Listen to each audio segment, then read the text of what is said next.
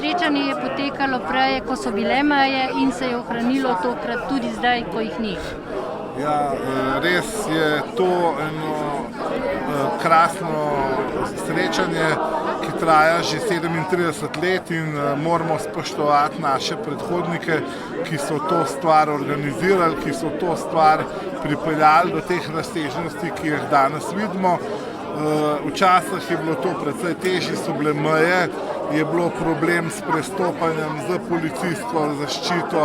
Še sam se spomnim, kako smo na teh točkah lahko prehajali samo na parih mestih, tako da vsekakor v čast mi je, da sem živel s takimi ljudmi in mogoče baldasini iz Italije še živ, vsi drugi so pa že kar pokojni, na čelu z našim Vojtkom Budenikom, ki je bil soorganizator in tudi idejni oče tako te srečanja na tromeji kot teka treh dežel, ki v bistvu zelo istočasno zadeva stekla. Kako poteka sodelovanje z županom občine Trbiž, Giuliom Fatinijem in pa županom občine Arnoldstein, Erichom Kesslerjem? Ja, župan Trbiža je Karl Antoni Renato, ampak poteka pa izredno dobro.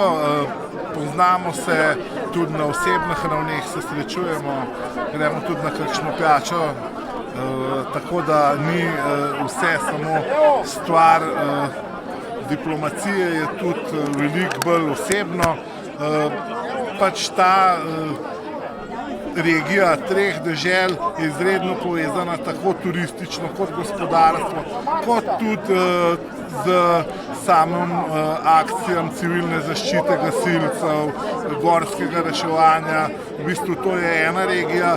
Prav danes ste pač tudi mogoče slišali, da poteka akcija zbiranja v vseh treh državah prispevkov, nabirkov za ponesrečene v potresu v osrednji Italiji. To je sprožila občina Trbiž. Tukaj nedaleč od nas smo bili en teden nazaj priča velikemu zemeljskemu plazu, ki je zasul vas Afric in 40 hiš totalno uničil, tako da ta akcija poteka tudi v to smer.